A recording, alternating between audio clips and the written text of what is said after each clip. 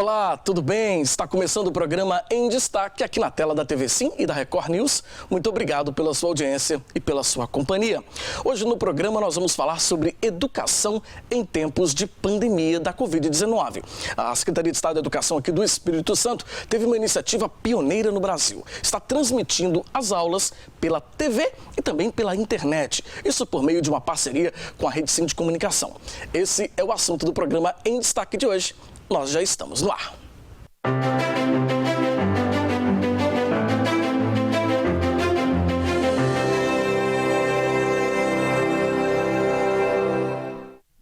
Seja mais uma vez bem-vindo ao programa Em Destaque. Para você, uma ótima noite. Que bom ter a sua audiência e a sua companhia. Como eu disse na escalada do programa, hoje o nosso assunto é educação. Educação em tempos de pandemia da Covid-19. Nosso convidado é o secretário de Estado de Educação, Vitor De Ângelo. Secretário, boa noite. Bem-vindo. Boa noite, Fabiano. Obrigado. Prazer te receber aqui. Secretário, tempo complicado, acho que um momento complicado para a sociedade de uma forma geral. E quando a gente fala de educação, não poderia ser diferente, também com as suas dificuldades, né? O governo do Espírito Santo teve uma iniciativa pioneira no Brasil, pelo menos nesse aspecto, nesse tempo de pandemia, que foi a revolução, talvez, da maneira aí de transmitir as aulas, né? Ou seja, hoje uma parceria entre a Rede Sim e o governo do estado permite que o aluno assista a aula em casa. Isso, de fato, o Espírito Santo sai na frente dos outros estados, não é isso? Eu acho que sai na frente. É lógico que existem iniciativas ligeiramente parecidas, tem uma mudança ou outra, mas de qualquer maneira poucos estados têm feito isso. É interessante o que você disse, né, de ter a aula em casa, porque aula em casa é o nome do programa do Amazonas, da Secretaria de Estado do Amazonas, de Educação do Amazonas, com quem a gente fez uma parceria, um termo de cooperação, justamente para trazer os conteúdos que são produzidos e transmitidos no Amazonas aqui para o Espírito Santo, enquanto nós nos organizávamos para produzir os nossos próprios conteúdos, o que está acontecendo nesse exato momento. Porque quando a pandemia estourou, né, e nós tivemos que fechar as escolas, nós tivemos que enfrentar também esse problema de como proceder em relação às aulas, porque elas foram suspensas pouco mais de um mês depois de iniciado o ano letivo de 2020, e nós, ao contrário do Amazonas, não tínhamos um centro de mídias, então não tínhamos uma experiência anterior e uma estrutura já montada para a produção dessas videoaulas. Então a saída foi justamente fazer a parceria com o programa Aula em Casa, né, para que pudéssemos transmitir esses conteúdos aqui no nosso programa chamado Escolar, e agora nós estamos dando os primeiros passos para selecionar profissionais do Espírito Santo e gravar aulas voltadas para os alunos do Espírito Santo, produzidas, como eu disse, por servidores nossos da Secretaria. Então, isso é muito interessante, né? Ou seja, é uma iniciativa, como o secretário falou, algumas outras já existiam até parecidas, né? Mas talvez não com esse ajuste, né? De você poder assistir, por exemplo, pela televisão, né? Os canais 8.2.3 e 8.4, né? 8.2.3.4, também pelo portal, né? E poder tirar dúvidas também pela internet. Ou seja, eu acho que é uma adequação, né? Talvez em tempos, eu tenho conversado outros dias, até com outros profissionais, que a pandemia talvez vai ensinar a gente a se adequar a algumas coisas até para o futuro, né? Talvez seja algo que seja até que mantido de alguma maneira para o futuro, não é? É verdade, é verdade. A gente tem a clareza de que esse período da pandemia nos impôs uma série de obstáculos, de desafios, mas a contraface disso, né, é a herança boa do que vai ficar, porque talvez algumas soluções que a gente deu agora, elas demorassem muito tempo para acontecerem num ritmo padrão como todo mundo tinha até o início da pandemia. Sim. Então, ela trouxe problemas, é verdade, né? Ela trouxe desafios, mas ela foi uma impulsionadora, por assim dizer, de determinadas soluções que, como eu disse, dificilmente seguiriam no mesmo ritmo, um ritmo tão rápido num período de normalidade. Dentre essas coisas, com certeza o uso da tecnologia em larga escala, ou pelo menos a tentativa de fazer isso, né? E o uso da televisão, que, como você bem disse, muito bem pode ser aproveitada depois de reabertas as escolas e de, enfim, encerrado esse período da pandemia. Não, e até exemplo do próprio estado do Amazonas, né? Por exemplo, o Amazonas já utilizava esse sistema porque locais de difícil acesso, locais que você só chega pelo rio, às vezes não tem nem aeroporto, né, para descer, ou você não consegue chegar de carro mesmo, de veículo, automotor. Ou seja, nós temos também regiões do Espírito Santo que que são um pouco mais afastadas, que às vezes não tem uma escola muito próxima ali, que esse aluno tenha dificuldade de chegar até lá. Então, como o senhor falou, pode ser utilizado talvez lá no futuro para essas pessoas também, né? A gente pode, assim, estou só colocando teses, tá? Claro, não tem, imagina, claro. nenhum projeto, nada Claro. nesse sentido, né? Não há decisões tomadas, mas uma coisa que perfeitamente poderia ser pensada, eu já disse isso algumas vezes, é, por exemplo, o reforço escolar. Né? Então, não estou dizendo que ele substitui o reforço presencial, não estou dizendo que é uma substituição das formas tradicionais de aula, mas ele pode complementar em algumas circunstâncias, ele pode chegar em alguns lugares onde a gente tem a dificuldade de acessar com professores. Nós temos, por exemplo, determinados lugares onde nós dificilmente encontramos para determinadas disciplinas professores habilitados, ou seja, professores com a formação naquela área respectiva na qual ele ministra o conteúdo. A televisão poderia ser usada de uma maneira muito factível, do meu ponto de vista, né? Lógico, permitindo a legislação, é claro, para fazer com que professores que estão em outro lugar e que têm essa habilitação possam chegar ali através da televisão. Eu tive no Uruguai com uma equipe da Secretaria no ano passado, eu me lembro bem que alunos em Montevidéu estavam tendo aula de inglês com professores nativos, ou seja, professores de língua inglesa. Né? Só que esses professores não estavam no Uruguai, eles estavam na Inglaterra, na África do Sul, nos Estados Unidos, e a sala onde esses alunos estavam, em Montevidéu, estava conectada com uma outra sala, por exemplo, em Londres, onde estava um professor inglês nativo, na língua inglesa, portanto, ministrando um conteúdo de inglês para alunos de língua espanhola, né, por nascimento. Então, veja que assim, há um potencial na tecnologia que a gente aproveita pouco, é lógico, precisamos ter muito cuidado, seja realmente uma reflexão sobre o uso desses instrumentos. Eles nunca substituem o professor, isso, né, não há a menor dúvida, né, não há a menor dúvida. Precisamos prezar pela qualidade do uso dessas tecnologias. Agora, eu acho que um risco que a gente pode correr para não incorrermos em algumas ameaças que a tecnologia certamente traz, negá-la. Né, negá-la de imediato, porque isso é jogar, como se diz assim, a água com a criança, com tudo fora. Claro, né? sem dúvida. E não guardar aquilo que nós temos de maior potencial e que está muito claro nesse momento, que é o uso da tecnologia para fins, né, de aprendizagem. Claro, não, e fora que as novas gerações já utilizam muito as novas tecnologias, né? A internet, outras mídias sociais, enfim, eu acho que, como o secretário falou, é uma forma talvez de você ir adequando isso aos poucos, e eu penso que seja uma tendência do futuro mesmo, né? Do futuro que está se aproximando cada vez mais do nosso presente. A BNCC, a Base Nacional Comum Curricular, fala da necessidade de a gente fomentar uma cultura digital.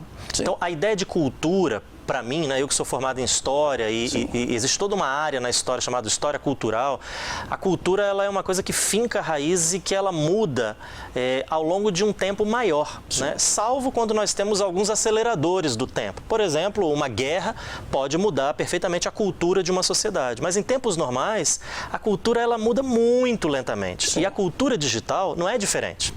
Então, nós não temos aqui uma cultura digital inclinada ao uso dessas tecnologias. Talvez nós estejamos com essa pandemia diante de um acelerador do tempo, ou seja, diante de um fato histórico que nós estamos vivendo e que pode, ao seu final, acelerar o tempo e, nesse caso, acelerar a mudança dessa cultura digital na direção de um olhar mais positivo sobre o uso desses instrumentos. Eu penso que isso deva acontecer de forma muito leiga, a gente fala isso, né, como comunicador, talvez em outros aspectos, em outros setores da sociedade também. A gente vê, por exemplo, como os serviços de delivery cresceram muito nesse período, né? Só citando o exemplo mesmo, e outros serviços também. Então, a gente vai vendo aos poucos mesmo a mudança de comportamento e ajustes que a própria sociedade vai tomando quando você tem aí, talvez, limitadores, como é o caso hoje da pandemia, né, da Covid-19.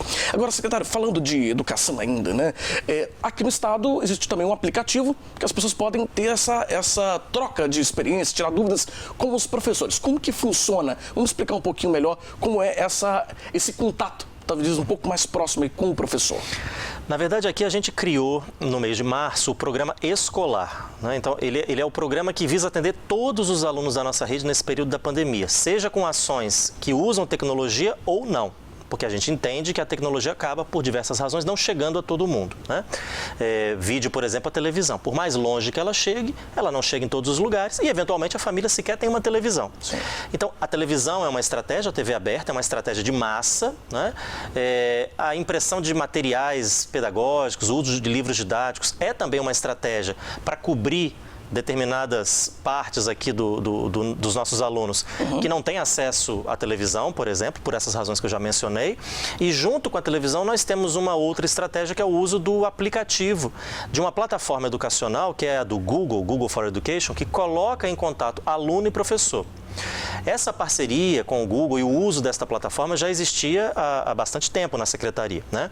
Por acaso e por uma feliz coincidência, nós havíamos acabado de renová-la em fevereiro, essa parceria. Portanto, antes da pandemia e por outras razões, entendendo mesmo que essa era uma parceria estratégica. Acontece que nem todos os nossos alunos e também professores têm acesso à internet. Então, nós criamos um aplicativo chamado Aplicativo Escolar, que foi criado pelo Prodeste, o data center do governo do estado, Sim. a partir do qual o aluno que ingressa com seu login e senha neste aplicativo tem acesso patrocinado pelo governo do Espírito Santo às funcionalidades do Google for Education. Acesso patrocinado significa que mesmo que ele tenha um pacote de dados e que ele esteja zerado, por exemplo, já usou tudo naquele mês, não tem mais nada. Ou mesmo que ele não tenha um pacote de dados, ele só tem uma linha de celular. Quando ele entra no aplicativo com um login e uma senha que são válidos para a nossa secretaria, ele tem um acesso reverso. Ou seja, o pagamento por esse consumo de dados não é dele, mas do governo estadual. Ou seja, ele acessa gratuitamente. Exato. Né? É a isso que nós estamos chamando de acesso patrocinado. Sim. Claro que quem quiser, quem puder, está livre, pode acessar diretamente a suíte do Google, mas quem baixar o aplicativo do Escolar e acessar por ali, chegará também à suíte de aplicativos do Google, porém nós entenderemos que esse acesso é de alguém que precisa do patrocínio para fazê-lo. Então tem sido essa a nossa estratégia para colocar, com o uso de tecnologia, né? Existem outras formas, como eu já disse, mas com o uso de tecnologia, alunos e professores em contato. Vale dizer, Fabiano, que a gente criou no Google salas virtuais que espelham as salas reais, por assim dizer. Então, nós temos aí cerca de 8.000 salas, né, Espírito Santo afora, com professores em cada uma dessas salas, de cada uma das disciplinas. Tudo isso foi criado como um espelho no Google. Então, quando o aluno de uma escola X acessa o aplicativo, ele vai estar ali nas mesmas turmas, nas mesmas matérias, com os mesmos professores que ele tinha em fevereiro, quando a escola estava aberta. Fantástico isso. E isso permite uma coordenação da direção da escola, que tem um overview sobre essas salas, da superintendência, que consegue olhar todas as escolas, e nós da SEDU, que conseguimos olhar todas as superintendências, escolas e turmas, muito fino, né? Então, dá para fazer um acompanhamento muito minucioso do que está acontecendo na nossa rede. E aí a gente vê o caos que isso gera, não só na saúde, mas também na educação, uma das áreas mais atingidas como consequência da pandemia. Hoje, por exemplo, 95% dos alunos da América Latina e do Caribe estão sem estudar. Existe um quantitativo enorme de alunos sem estudar hoje no mundo inteiro.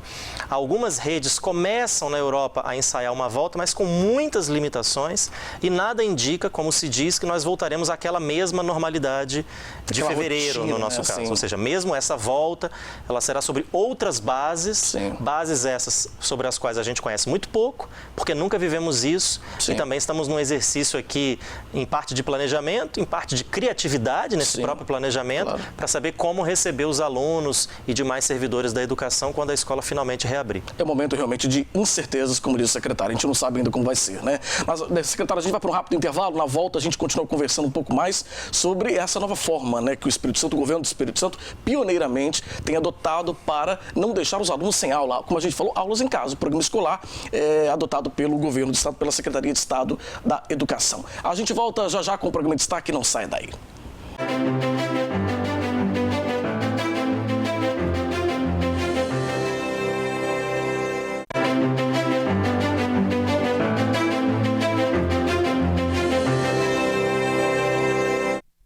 Estamos Estamos de volta com o programa, recebendo hoje em destaque o secretário de Estado da Educação, Vitor De Angelo, conversando com a gente sobre o programa escolar. Essa é a iniciativa pioneira do governo para não deixar os alunos sem aula nesse período de pandemia. As aulas normais, tradicionais, estão suspensas, as escolas fechadas, o comércio em parte também fechado. A orientação do Ministério da Saúde, a orientação da Organização Mundial da Saúde é que as pessoas fiquem em casa para diminuir aí que o vírus se espalhe mais rapidamente, e o sistema de saúde não consiga comportar essas pessoas. E a gente está conversando sobre como a educação está lidando com esse momento. O secretário, no bloco anterior, conversou com a gente um pouco sobre o programa escolar, que é uma iniciativa em que os alunos têm aula pela televisão, com o apoio também de um aplicativo, uma plataforma online também.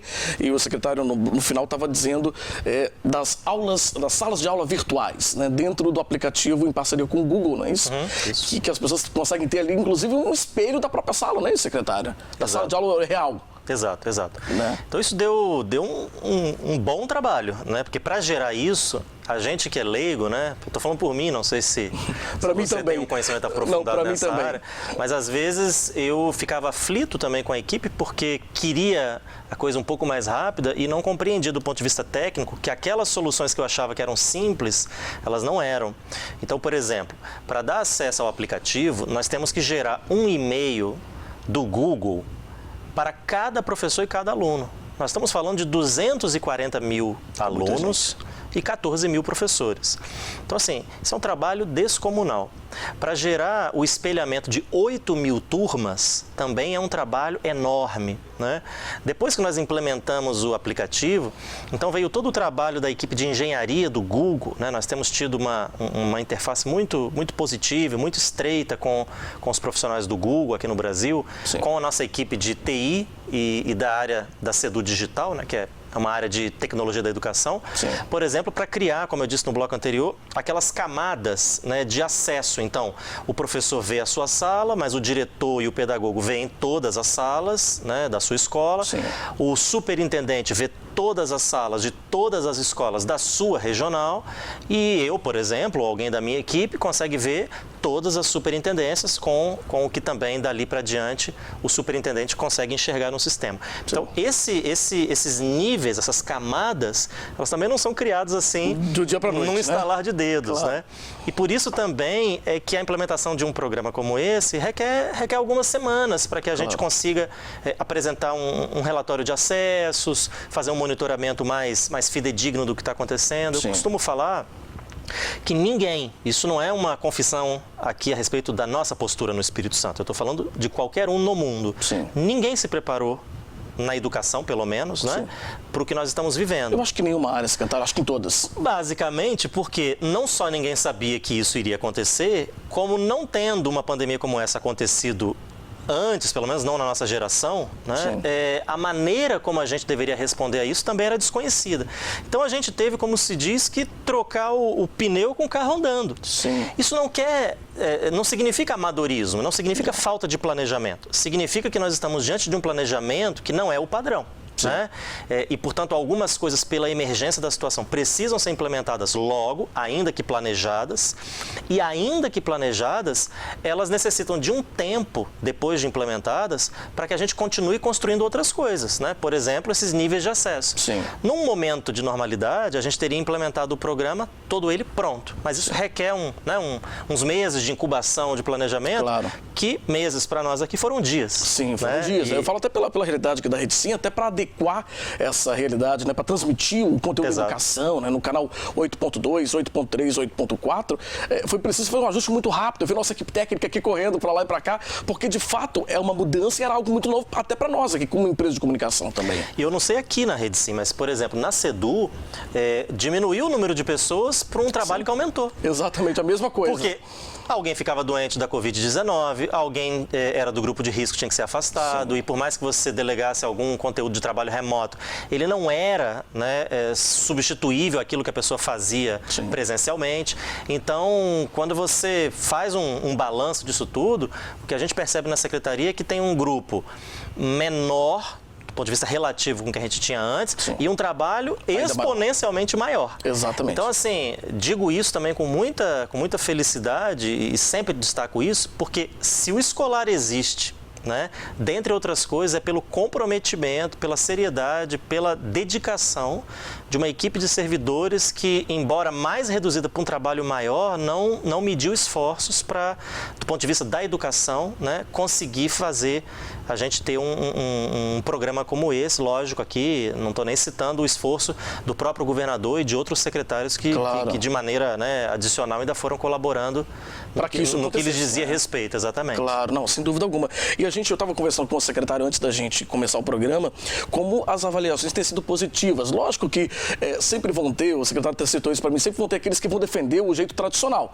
Mas é preciso entender que o jeito tradicional, no momento, não tem como, né? É uma orientação da Organização Mundial da Saúde. Então nós não temos como ir contra, mas, de fato, diante de todas essas questões, é um modelo que tem sido elogiado, né? Os alunos têm gostado dessa medida, eles não estão ociosos em casa, né? Eles estão aprendendo. Eu tenho dito que assim, o que causa o problema não é nada que a SEDU fez, o que causa é a pandemia. Exato. Né? É a pandemia que é a causa do problema. Claro. E qual é o problema? Ela, em razão das questões de saúde, nos obrigou a fechar as escolas e nos isolarmos em casa. Né? A condição que um aluno mais rico, eu vou colocar nesses termos, tem para enfrentar esse isolamento e as adversidades de uma escola fechada são muito melhores do que as condições de um aluno mais pobre. Sem dúvida. E nós, através de diversos indicadores educacionais, sabemos que o perfil da nossa rede pública é muito mais ligado a este segundo grupo do que ao primeiro. Sim. Então, eu estou dizendo isso pelo seguinte: uma vez que nós sabemos que a pandemia causa problemas e que esses problemas são maiores para os alunos da rede pública e da rede pública estadual, sim, a pergunta é outra. É a seguinte: nós vamos fazer alguma coisa ou não? Porque se a gente não fizer nada, não é que o cenário será melhor. Ao contrário, muito a gente pior. vai assistir aos problemas que a pandemia causa. Agora, se a gente fizer alguma coisa, talvez ela não seja completa. Nós talvez não consigamos reverter todas as consequências da pandemia, mas a gente pode atenuar. Claro. Uma dessas atenuantes, por exemplo, é a perda de aprendizagem. Sim. Imagine bem se com a pandemia e o aluno isolado em casa, a SEDU cruzasse os braços e não fizesse nada, como defendem algumas pessoas. Sim. Né? Quando a gente voltasse, se o aluno aparecer na escola, porque a evasão vai aumentar, crescer, né? O aluno que aparecer, ele teria perdido e terá perdido, talvez, uma parte do seu conhecimento, né, adquirido ao longo da sua trajetória escolar.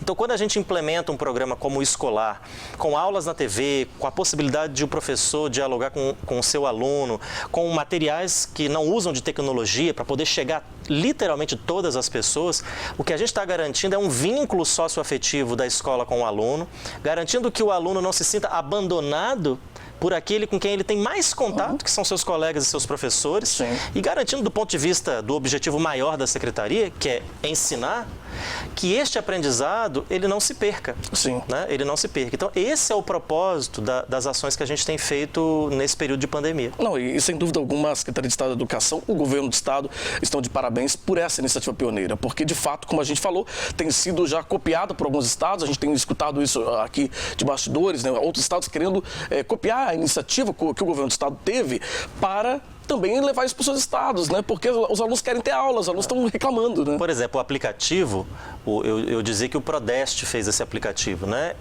Ele foi um sucesso tão grande que, como outros estados começaram a pedir o aplicativo, sim, através de um termo de colaboração, nós decidimos, para facilitar, colocá-lo num repositório da área de TI, onde fica disponível para qualquer data center que queira baixar. Sim.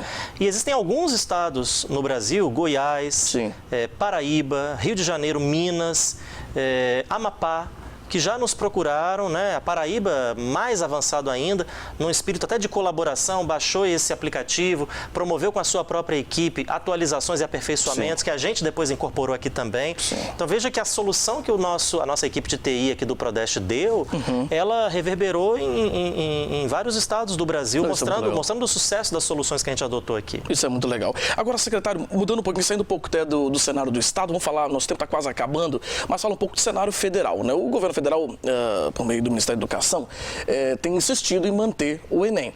O que tem gerado, inclusive, uma polêmica muito grande, né? Eu tenho lido aí pelas redes sociais, alguns alunos até um pouco revoltados com essa decisão e com a sua razão, né? Porque não podem ter aulas, eles não podem ter aquele reforço e aquela preparação toda, né, que se espera para uma prova do Exame Nacional do Ensino Médio. Queria saber do senhor, como o senhor avalia essa iniciativa e talvez essa insistência do governo federal em manter o Enem? Eu avalio que eles estão absolutamente corretos em estar preocupados. Eu dizia, os alunos. Os alunos. Eu dizia há alguns minutos aqui para você que a pandemia causa problemas, esses problemas são maiores para alunos da rede pública.